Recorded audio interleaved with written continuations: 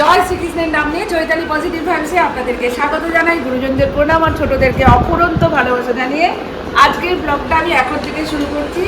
এখন ঘড়িতে বাজে 10:20।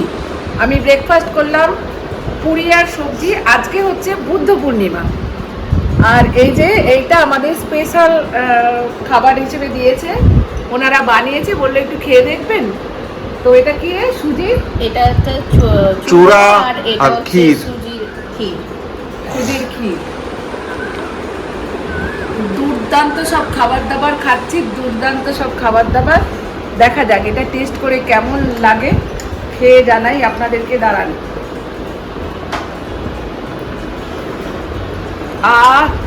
বললো জগন্নাথের ভোগ যেরকম বানানো হয় সেরকম ভাবে বানিয়েছে। না, এটা বেসিক্যালি নট ফর সেল, এটা স্টাফেরা নিজের ওরা আন্তরিকতাতে নিজেরা তৈরি বানিয়েছে। বানিয়ে ওদের দিয়ে গেছে। হ্যাঁ, এটা যার জন্য খুব ভালো হয়েছে খেতে। আর সবচেয়ে ভালো বড় কথা, এটা ভালোবাসা মেশানো আছে, ওই জন্য আরও টেস্টি। আজকে এখন সবাই মিলে আমরা যাচ্ছি কোণারকের উদ্দেশ্যে। সামনে ওই যে ওরা যাচ্ছে, আর যাচ্ছি আজকে কোণারক। সকালবেলার ওয়েদার কিন্তু দেখুন, রোদ ঝলমল করছে একদম, আর সন্ধেবেলায় বৃষ্টি হচ্ছে। কালকে তো প্রচুর বৃষ্টি হয়েছে, এই রাস্তাটায় পুরোটাই জল জমে গেছিলো। এখন ওয়েদারটা অনেকটা ক্লিন হয়ে গেছে, যার জন্য জলও সব নেমে গিয়ে রাস্তা শুকনো হয়ে গেছে। চলুন গাড়িতে গিয়ে আবার কথা বলছি। তো এই যে আমাদের বাহন আবার রেডি, যাচ্ছি কোণারকের উদ্দেশ্যে। একটু যাব ওই গুন্ডিচার কাছে, একটু গাড়িটাকে নিয়ে। কালকে বলেছিলাম না যে এসিটা একটু কুলিংটা কম হচ্ছে, সেটার জন্য একটু যাব, ওটা দেখিয়ে আমরা বেরিয়ে যাব কোণারকে। চলুন গাড়িতে উঠে। অনেকে এখন ঢুকছে না। কি ট্রেন আছে? বিভিন্ন জায়গা থেকে আসছে। পুরী এক্সপ্রেস আছে সবার, কারণ এখন 11টা বাজে, তো আসবে না, আরো আগে। 7:30টায় ঢোকে। জগন্নাথ আগে ঢুকে তারপরে দেখুন এখানে সিগন্যাল কিরকম, ও মন্দিরের মধ্যে সিগন্যাল। আমরা যাচ্ছি গুন্ডিচার দিকে, কোথায় সিগন্যাল দেখুন। ব্যবস্থা দারুণ। Calories and protein. ওই যে মন্দিরের মাথায় Calories, সিগন্যালটা দেখুন। calories। दादा गाड़ी ক্যালোরিজ का मैकेनिक कहाँ मिलेगा? आगे मिलेगा? বা প্রোটিন ইনটেক যদি বডিতে কমে যায় ম্যানেজ। সিগন্যাল দিয়েছে।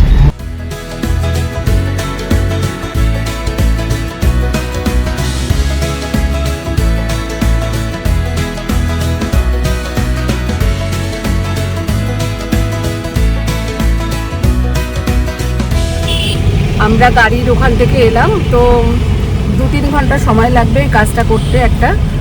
সেই জন্য আমরা কোণারক থেকে ফেরার পরে গাড়িটা দিয়ে যাব। এখন আমরা আবার বেরিয়ে যাচ্ছি। এই যে রাত চালাচ্ছে পিছনে, এই যে দাদা, মধুপর্ণা, বেয়ান, আমরা যাচ্ছি কোণারকের উদ্দেশ্যে। স্টেশনের পাশ দিয়ে চলেছি। দারুণ করে কোণারক এখান থেকে 35 কিলোমিটার।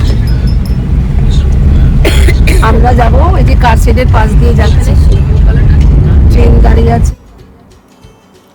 পুরীর রেল স্টেশনটা কেন্দ্রীয় সরকার অমৃত ভারত রেল স্টেশন করেছে। কি অপূর্ব হয়েছে, বিশাল বড়।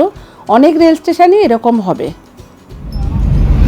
আমরা অন্যবারে এখান দিয়ে জয়েন করি, এখান থেকে রাইট নিই, এবারে আমরা সিধা যাচ্ছি।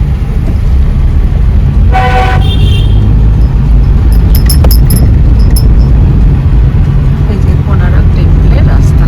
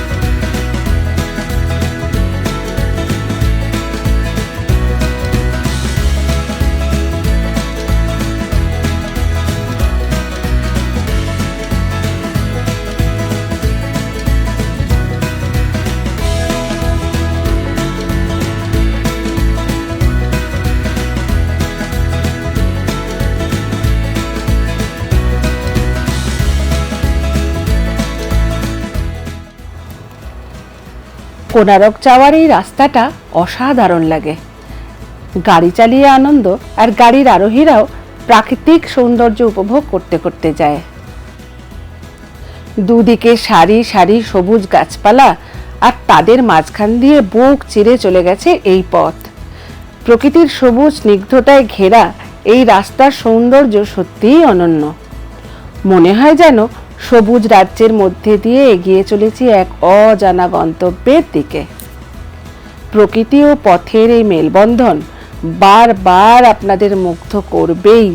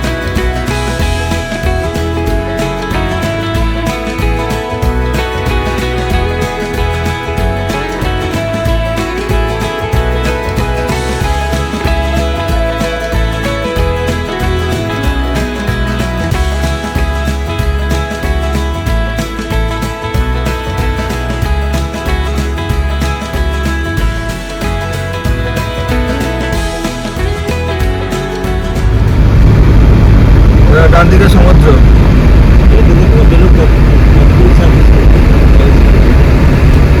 এই গাড়িটা এমনি 8 বছরের গাড়ি।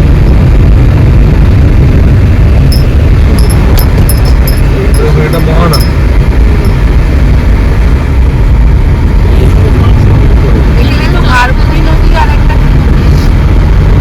কুয়াখাই কুয়াখাই। না না না, এটা মহানা।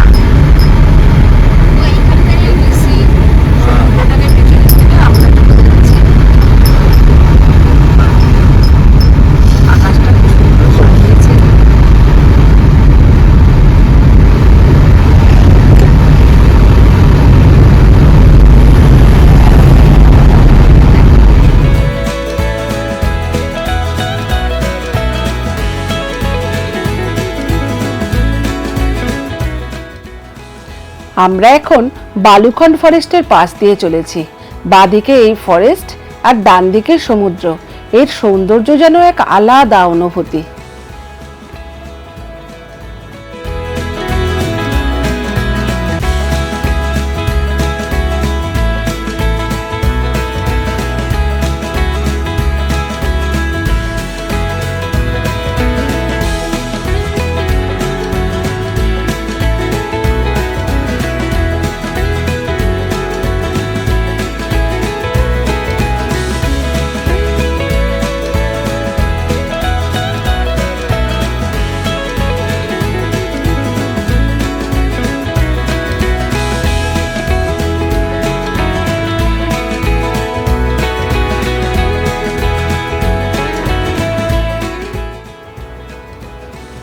চলে এলাম কোনারকের সূর্য মন্দিরে।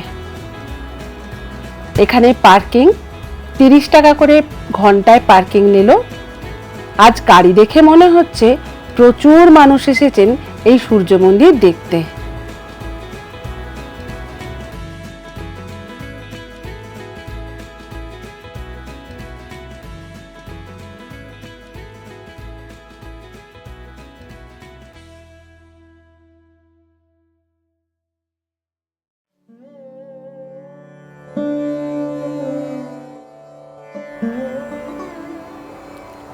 কোনারকের সূর্য মন্দির পাথরে খোদাই করা এক বিস্ময়।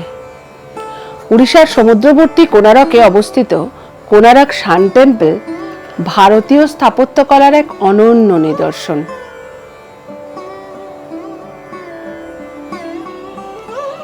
এই মন্দিরের সমগ্র প্রাঙ্গণের আয়তন প্রায় 26.25 একর, প্রায় 11.4 মাপের 4টি আন্তর্জাতিক ফুটবল মাঠের সমান। তার মানে বুঝতেই পারছেন কতটা জায়গা জুড়ে এই স্থাপত্য আজও বিরাজমান। চলুন দেখাই ঘুরিয়ে আপনাদের। টিকিট নিল, আমাদের 5 জনের 200 total. This is the ticket.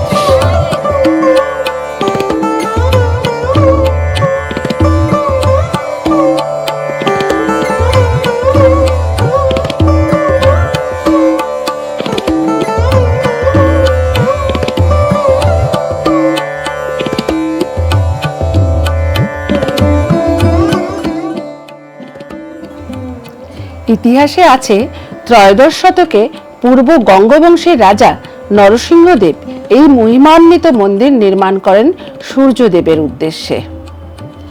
এই মন্দির এমনভাবে পরিকল্পনা করে নির্মাণ করা হয়েছিল যে সূর্যোদয়ের প্রথম আলো সরাসরি মন্দিরের গর্ভগৃহে প্রবেশ করত, যা প্রাচীন ভারতীয় স্থাপত্য ও জ্যোতির্বিজ্ঞানের অসাধারণ উদাহরণ।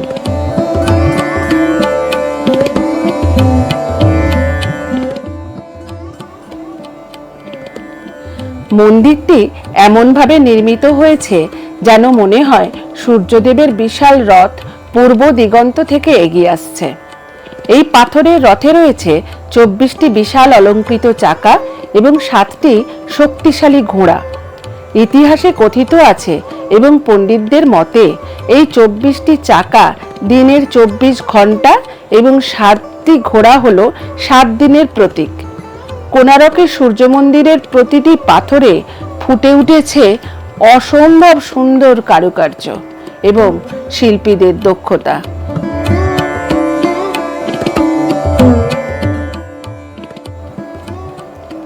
নৃত্য, সঙ্গীত, দৈনন্দিন জীবন, প্রকৃতি এবং আধ্যাত্মিকতার নানা দৃশ্য সূক্ষ্ম কারুকার্যে খোদাই করা হয়েছে। সূর্যের আলো যখন এই ভাস্কর্যগুলোর উপরে পড়ে তখন যেন পাথরও জীবন্ত হয়ে ওঠে। অপূর্ব স্থাপত্য। তার সামনে আমরা।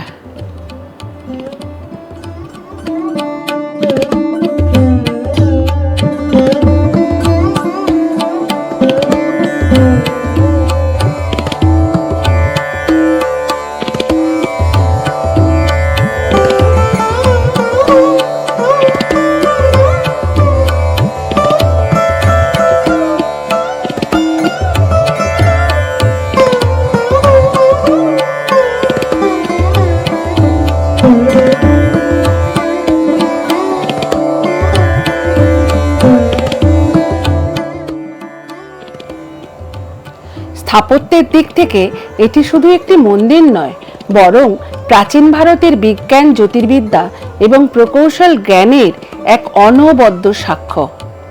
মন্দিরের চাকাগুলিকে অনেক গবেষক সূর্য ঘড়ি হিসাবেও বিবেচনা করেন, যার সাহায্যে সময় নির্ণয় করা সম্ভব ছিল তখনকার সময়।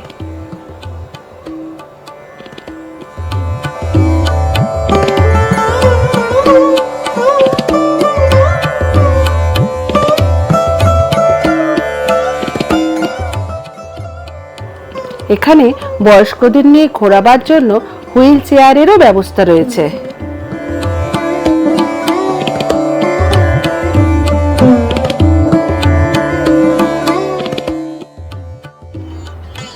প্রাচীন বিবরণ অনুযায়ী সূর্য মন্দিরের মূল কমপ্লেক্সের দৈর্ঘ্য ও প্রস্থ ছিল আনুমানিক 857 ফুট গুণিতক 540 ফুট। প্রাচীন নাবিকেরা সমুদ্রপথে দূর থেকে মন্দিরটিকে কালো রঙের বিশাল স্তম্ভের মতো দেখতে পেতেন, তাই তারা ব্ল্যাক প্যাগোডা নামেও ডাকতেন।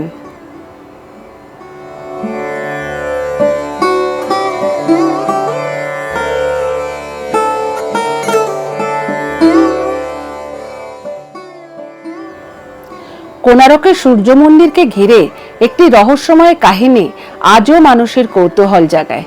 জনশ্রুতি আছে মন্দিরের চূড়ায় ছিল এক বিশাল চুম্বক, যার আকর্ষণে গোটা স্থাপত্যের ভারসাম্য রক্ষা পেত। এমনও বলা হয় সমুদ্রপথে যাওয়া জাহাজের কম্পাস সেই চুম্বকের প্রভাবে বিভ্রান্ত হতো। যদিও এই কাহিনীর পক্ষে কোনো নির্ভরযোগ্য ঐতিহাসিক প্রমাণ নেই, তবুও কোণারকের রহস্যময় আকর্ষণকে বাড়িয়ে দিয়েছে এই কিংবদন্তি।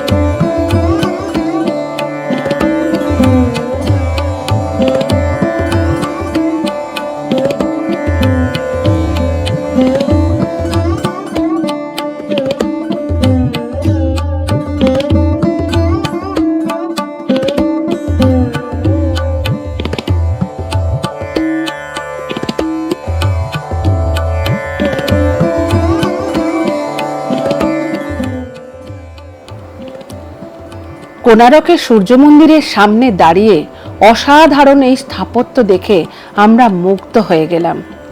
শত শত বছরের পুরনো এই স্থাপত্য আজও তার শিল্পকলা ও মহিমায় জীবন্ত।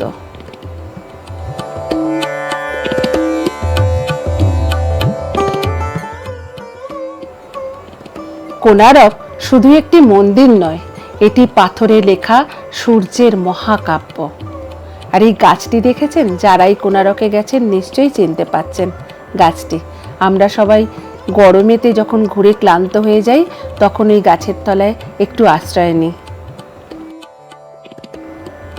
সামনে লোহার বিমগুলো এই স্থাপত্য নির্মাণে কাজে লেগেছিল। সবচেয়ে আশ্চর্যের বিষয়, সমুদ্রের নোনা হাওয়ায় শতাব্দীর পর শতাব্দী ধরে এই বিমগুলো একটুও জং ধরেনি। এর কারণ হিসেবে ধরা হয় সেই সময়ের ধাতুবিদ্যা এবং উচ্চমানের লোহা প্রস্তুত করার প্রযুক্তি। সত্যি ইতিহাস আজও কথা বলে, আর আমরা বিস্ময়ে তার কথা শুনেই যাই। চলুন বেরিয়ে পড়ি। এই বড় বড় ডাবগুলো 70 করে বলছে, তো আমরা একটু দৌড়াদৌড়ি করতে 60 করে এরা দিচ্ছেন। চলো ডাবটা খেয়ে কেমন লাগে।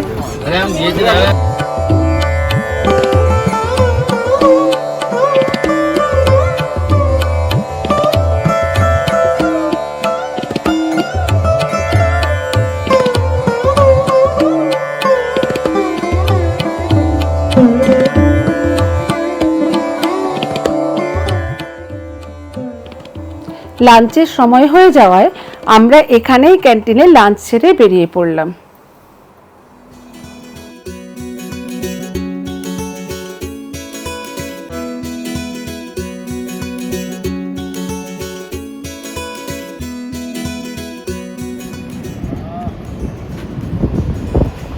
আরে বলুন, এখানে না দাঁড়ালে লস হতো কিনা? এখানে না দাঁড়ালে লস হতো তো?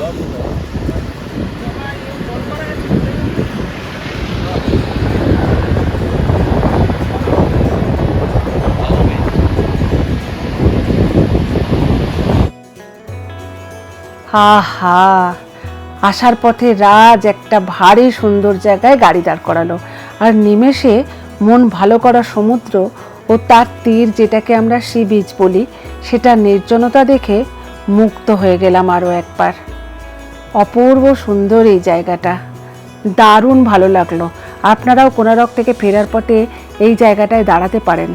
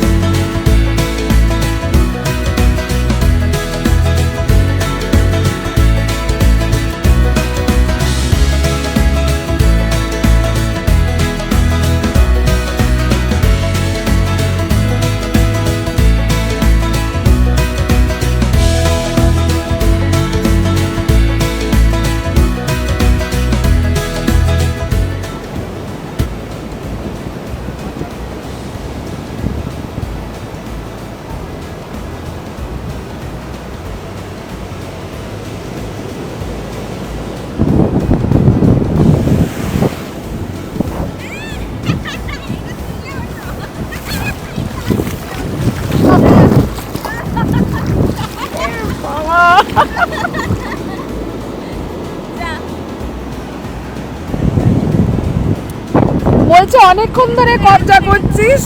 ছি ছি ছি ছি, অনেকক্ষণ ধরে কবজা করছি। ভাবছি অনেকক্ষণ ধরে ওখানে আমি জল থেকে ছুটে ছুটে চলে আসছি। ইস, কি বললো, একদম পুরো ভিজিয়ে দিল। ওইখান থেকে ওইখানে আমি ছুটে এলাম, পুরো ভিজিয়ে দিল। সমুদ্র ভাবছে অনেকক্ষণ ধরে কেরামতি দেখাচ্ছে। দাঁড়াতো, আমি চুনোপুটি সমুদ্রের কাছে পালিয়েও আসতে পারলাম না, ছুটে ঠিক ভিজিয়ে দিল।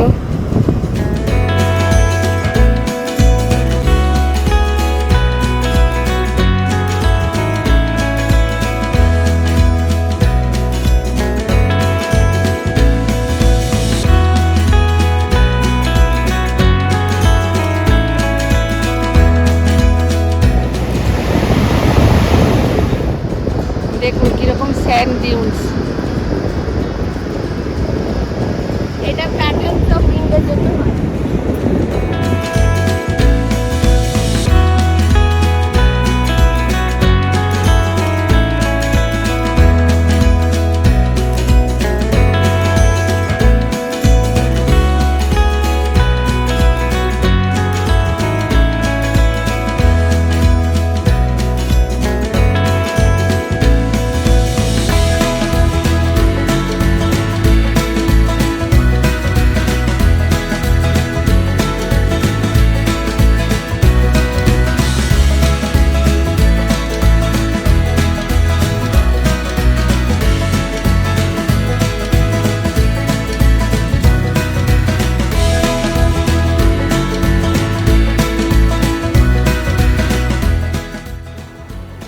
মধুপর্ণা আর ওর বাবা মাকে হোটেলে নামিয়ে দিয়ে এলাম, দিয়ে রাজের সাথে আমি এলাম এই যে গুন্ডিচার দিকে, যে মেকানিকের সঙ্গে সকালে কথা বলে গেছি সেখানে গাড়িটা দিতে এলাম।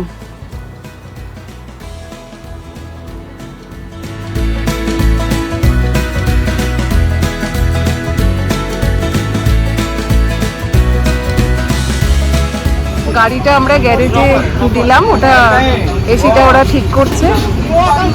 এই যে এখন এসছি রাজেতে আমাদের, এই যে রাবড়ি লস্যি খেতে এসছি, যে দাদা বানাচ্ছেন। एक रबड़ी एक नॉर्मल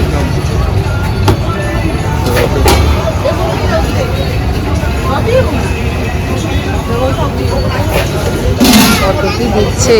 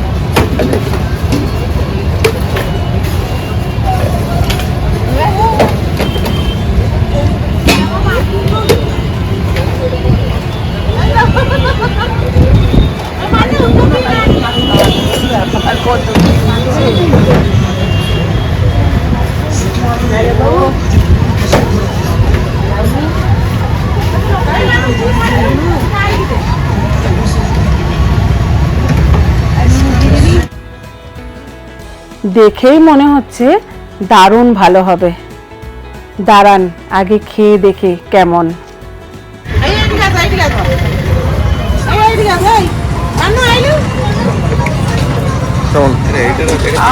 অপূর্ব, দারুণ দারুণ। কেমন? চলুন লস্যি খাওয়া হয়ে গেলে এবার হোটেলে ফিরি। গাড়ি রেডি হয়ে গেলে ওরা এখান থেকে ফোন করলে আমরা এসে আবার গাড়িটা নিয়ে যাব। আজকের ব্লগটা এখানেই শেষ করছি। যারা যারা আমার চ্যানেলটি সাবস্ক্রাইব করোনি তারা দয়া করে আমার চ্যানেলটি সাবস্ক্রাইব করে আমার পাশে থাকবে, আর পাশে দেওয়া বেল আইকনটা অবশ্যই ক্লিক করে দেবে, যাতে যখনই কোনো ভিডিও আপলোড করি সঙ্গে সঙ্গে নোটিফিকেশন পৌঁছে যাবে তোমাদের কাছে। আমাদের কোনারক ট্রিপ কেমন লাগলো অবশ্যই কমেন্ট করে জানাবেন, আর সঙ্গে রাখবেন চৈতালি পজিটিভ ভাইবস।